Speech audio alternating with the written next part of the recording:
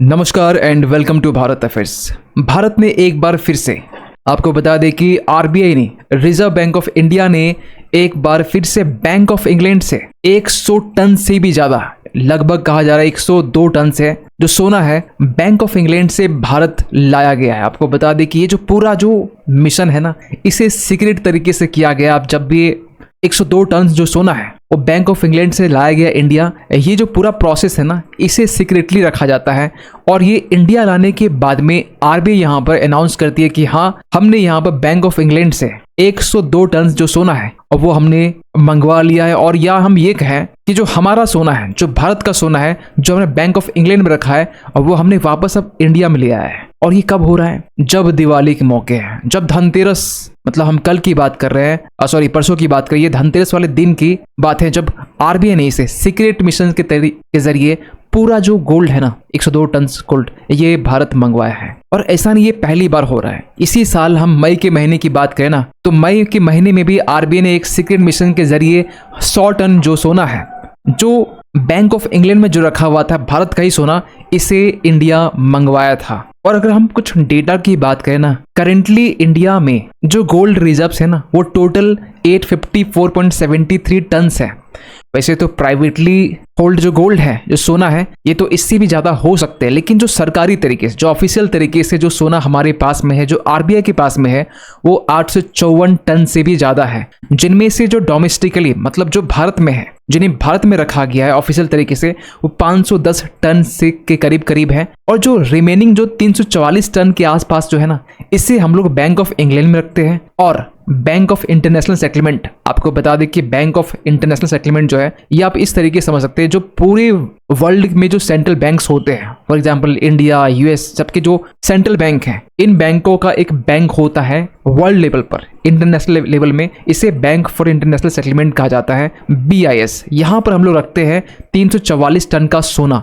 उनमें से भी आप ये मान के चलिए, दोनों मिलाकर 324 तो यहाँ रखते हैं, बाकी जो 20 टन है ना, ये हम लोग गोल्ड डिपॉजिट के फॉर्म में रखते हैं। आप सोच रहे होंगे कि बैंक ऑफ इंग्लैंड के पास में, जहां पर हम लोग फिलहाल अभी जो रिमेनिंग जो सोना है 344 टन के आसपास में है, टोटल जो सोना है, जो पूरे वर्ल्ड के जो देश है ना, ये यहाँ पर अब तक जो सोना रखे हुए 4 लाख बार्ट्स ऑफ गोल्ड यहाँ पर रखे हुए। इवन कि यहाँ बैंक ऑफ इंग्लैंड अपने बारे में ये भी कहता है कि ये जो है ना, वर्ल्ड का लार्जेस्ट गोल्ड वॉल्ट्स है, और we are the second largest custodian of gold in the world after the New York federal reserves. New York federal reserves के बाद में बैंक ऑफ इंग्लैंड जो है, ये सेकेंड लार्जेस्ट कस्टोडियन माना जाता है गोल्ड रखने के मामले में। और इस तरीके से एक टेबल देखा जाए कि कौन सा देश है जिनके पास में जो गोल्ड की होल्डिंग है सबसे ज्यादा है आज के टाइम में, तो सबसे पहले हम देखते हैं यूएस के पास में, फिर जर्मनी, इटली, फ्रांस, रसिया, चाइना, स्विट्जरलैंड, और 8वें नंबर पर यहाँ पर इंडिया का नंबर आता है 854 मेट्रिक टन के नंबर के साथ में।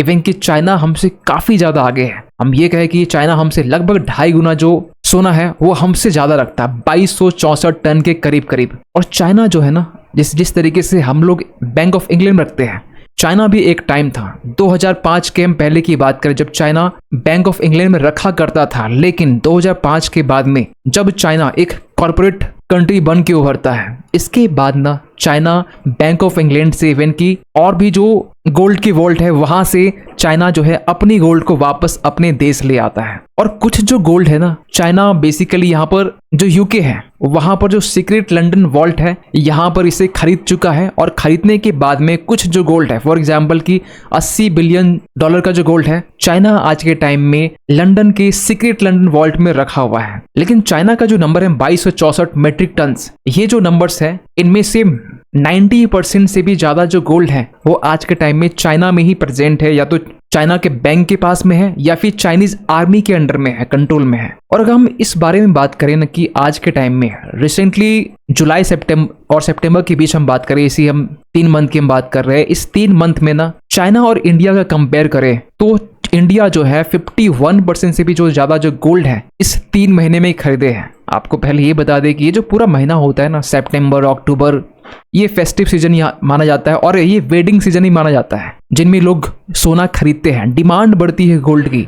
और इसकी जो खरीदारी है ना, ये पहले से हो जाती है, जुलाई, अगस्त, सितंबर, ये इस महीने में यहाँ पर करनी स्टार्ट हो जाती है। और इसी मामले में यहाँ पर जो है इंडिया 51% जो गोल्ड है वो चाइना के कंपैरिजन में ज़्यादा खरीदा है। खैर सबसे बड़ा सवाल तो यहाँ पर ये निकल के आता है कि आरबीआई जो है इस बार या इसके पहले भी मई के महीने में जो गोल्ड है हम लोग जो अब्रोड में रखे हुए हैं क्यों ला रहे हैं। सबसे पहले आप ये जानें कि जो आरबीआई है ना वो बाहर में सोना रखती ही क्यों है। इसके पीछे वेरियस रीजन हो सकते हैं। फॉर एग्जाम्पल की एक जो प्रैक्टिकल रीजन ये है कि अगर जो गोल्ड है ना अगर ओवरसीज बैंक में रखते हैं, बैंक ऑफ इंग्लैंड में रखते हैं, तो इससे हम लोग इजिली ट्रेड कर सकते हैं, स्वैप कर सकते हैं, यूज हम लोग कर सकते हैं एज ए कोलेटरल गिरवी के तौर पर, जो कि एक फ्लेक्सिबिलिटी प्रोवाइड करती है सेंट्रल बैंकों को। फॉर एग्जाम्पल आरबीआई हो गई या फिर दूसरे बैंकों की बात करें तो इवन कि इसके अलावा जो आरबीआई है ना अगर इंटरनेशनल मार्केट से गोल्ड खरीदती है तो जो ओवरसीज स्टोरेज है जैसे बैंक ऑफ इंग्लैंड में जो हमारा स्टोरेज है गोल्ड का वो फैसिलिटेट करती है ऐसे परचेजों को। फॉर एग्जाम्पल अगर हम ये बताना चाहें कि इस इंटरकनेक्टेड फाइनेंशियल वर्ल्ड में अगर गोल्ड को लेकर ट्रेड करते हैं, गोल्ड को परचेज करते हैं, बाय करते हैं, तो उस सिचुएशन में जो खरीदारी है,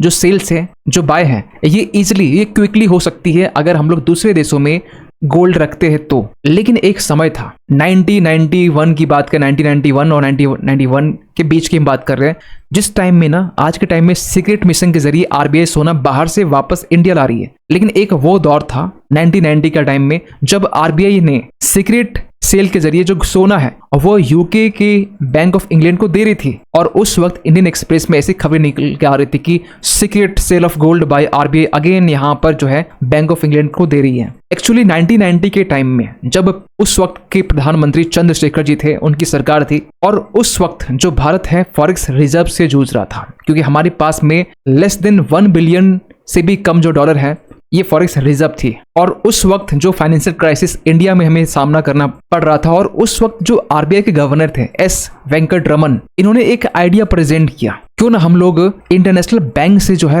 पैसा को रेज करें, मनी रेज करें और इसके बदले हम लोग गोल्ड दे एज ए कोलेटरल गिरवी के तौर पर। और ये जो आइडिया है ये सभी को पसंद आया। इसके बाद में आरबीआई जो है नेगोशिएट करना स्टार्ट करती है बैंक ऑफ इंग्लैंड के साथ में, बैंक ऑफ जापान के साथ में।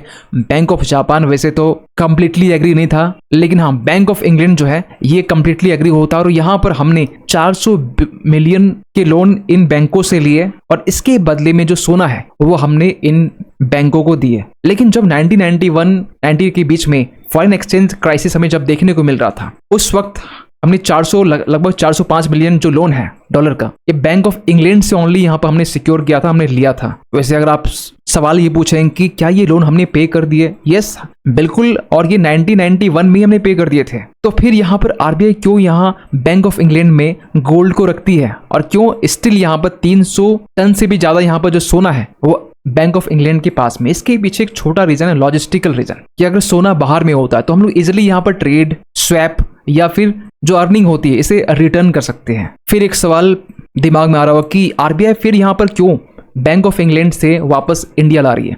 वहां पर सब कुछ सेफ है, ट्रेड हम लोग कर रहे हैं, स्वैप कर रहे हैं, एज ए कोलेटरल यूज कर रहे हैं इंटरनेशनल मार्केट में जब भी सोना खरीदते हैं इसके लिए हमें सहूलियत होती है। तो फिर आरबीआई क्यों यहाँ पर वापस इंडिया ला रही है। इसके पीछे तो एक तो बेसिक सी बात है कि इन्फ्लेशन को मैनेज करने के लिए, हेज अगेंस्ट इन्फ्लेशन के लिए हम लोग यूज कर रहे हैं, ठीक है। लेकिन इसके दूसरे भी कारण हो सकते हैं। एक जियोपॉलिटिकल रीजन भी यहाँ हमें देखने को मिल सकता है क्योंकि एक दौर था जब रशिया ने भी यहाँ पर यूरोपियन कंट्री के कुछ देशों के पास में अपनी जो सोना है वो गिरवी रखी थी। वो ये है कि एज ए स्टोरेज के फॉर्म में रखी हुई थी और ये कहा जा रहा है ये 300 बिलियन डॉलर से भी ज्यादा जो सोना है रशिया ने यूरोपियन कंट्री इवन के वेस्टर्न कंट्री के बैंकों में रखा हुआ था, बैंक ऑफ इंग्लैंड में रखा हुआ था। लेकिन जब रशिया यूक्रेन वॉर स्टार्ट होता है इसके बाद में ना यूएस समेत G7 जो देश हैं ये रशियन गोल्ड को फ्रीज करना स्टार्ट करते हैं और इन फ्रीज गोल्ड को यहाँ पर G7 जो देश है यूक्रेन को सपोर्ट प्रोवाइड करती है इसी गोल्ड के पैसे से। और इससे जो रशिया को है ना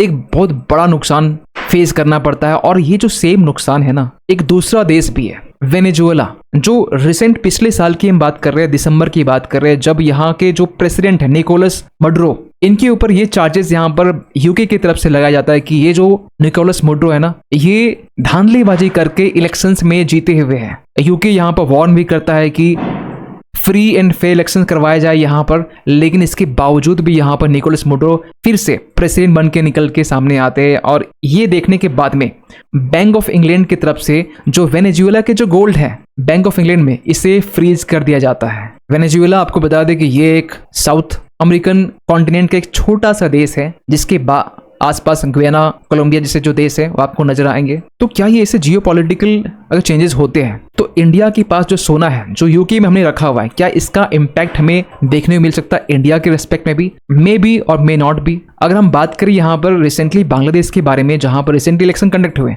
यूएस ने साफ साफ ये कहा कि यहाँ पर बांग्लादेश में जो इलेक्शन कंडक्ट हुए ये फ्री एंड फेयर इलेक्शन नहीं है। उसके बाद में शेख हसीना का तख्ता पलट होता है, ये बाकी सारी चीजें आपको मालूम है। अगर हाइपोथेटिकली मान के चले अगर ऐसी कुछ कंडीशन इंडिया के साथ में आ जाती है कि यूएस समेत यूरोपियन कंट्री ये कहते हैं कि इंडिया में elections free and fair election conduct नहीं हुए हैं और इसके लिए यहाँ पर जो इंडिया के जो सोना है जो यूके में यहाँ पर है इसे हम फ्रीज करते हैं, तो इंडिया को एक बहुत बड़ी नुकसान का सामना करना पड़ सकता है। सो एक ये रीजन हो सकता है कि आरबीआई जो है वापस बैंक ऑफ इंग्लैंड से जो अपना सोना है, जो खुद का सोना है, जो भारत का सोना है, ये वापस इंडिया ला रही है। फिर एक सवाल निकल के आता है कि आरबीआई जो है इंडिया वापस सोना लाने के बाद में क्या करने वाली है। देखिए अभी इस टाइम में ना वेडिंग सीजन है, फेस्टिव सीजन है और इस टाइम में गोल्ड के जो प्राइसेस है और वो आपको पता होनी चाहिए कि अभी फिलहाल जब मैं वीडियो रिकॉर्ड कर रहा हूँ इस टाइम जो गोल्ड के प्राइसेस हैं, जो 1 तोला जिसे कहते हैं 10 ग्राम के 81,740 रुपीज़ है, इंडियन रुपीज़ की बात कर रहे हैं, जो कि आज से लगभग 2 महीने पहले देखे तो ये करीब 10,000 से भी कम था। मतलब कि ये 71,000 के अराउंड ये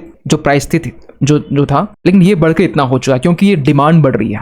धनतेरस, दिवाली के मौके पर सभी लोग सोना खरीदते हैं और इस डिमांड को, हाई डिमांड को कंट्रोल करने के लिए जो आरबीआई है सोना को वापस यहाँ पर इंडिया लाया गया है। आपको ये भी बता दें कि जो लोकल गोल्ड प्राइसेस हैं इसे कंट्रोल करने के लिए आरबीआई इसे यूज कर सकती है। इसके अलावा जो है ना किसी भी टाइप की जो फाइनेंशियल क्राइसिस है, वैसे फाइनेंशियल क्राइसिस इंडिया में से एक बहुत बड़ी फाइनेंशियल क्राइसिस 1991 के टाइम में देखा गया था, इसके बाद में उस लेवल का देखा नहीं गया। लेकिन हाँ, ऐसी फाइनेंशियल क्राइसिस को कि सेफगार्ड के लिए यहाँ पर आरबीआई से यूज कर सकती है। इवन की इन्फ्लेशन को कंट्रोल करने के लिए भी यहाँ पर यूज किया जा सकता है, एज वेल एज जो करेंसी की जो डिवैल्यूएशन है इस पर भी यहाँ पर इस गोल्ड को यूज किया जा सकता है जो आरबीआई यूज करने वाली है। खैर, रिमेनिंग जो सोना जो यूके के बैंक ऑफ इंग्लैंड के पास में, ये कब तक इंडिया आएगा? क्या हम लोग चाइना की तरह यहाँ पर जो भी गोल्ड यूके के पास में है क्या वापस इंडिया लाएंगे? इस पर आप क्या सोचते हैं? आप अपनी ओपिनियन जरूर दें। और जाते जाते एक क्वेश्चन आप सभी के लिए कि हाल ही में यहाँ पर आयुर्वेदा डे 2024 इसे सेलिब्रेट किया गया। आपको बताना ये है कि किस डे को हम लोग सेलिब्रेट करते हैं, अक्टूबर 28, 29, 30 या फिर 31। आपको ये बता दें कि ये ऐसा नहीं कि हम लोग एक लास्ट 100 साल से इससे सेलिब्रेट कर रहे हैं। वैसे ये जो पद्धति है बहुत पुरानी पद्धति, एंशिएंट पद्धति है, लेकिन यहाँ पर हम लोग इसे रिसेंटली इसे रिकग्नाइज करके 2016 में इसे रिकग्नाइज किया गया और हम लोग 2016 से इसे सेलिब्रेट कर रहे हैं। आपको बताना है किस डेट को हम लोग सेलिब्रेट करते हैं, तो सही आंसर कीजिएगा कमेंट सेक्शन पे। मिलते किसी अगली वीडियो में, तब तक के लिए थैंक यू सो मच।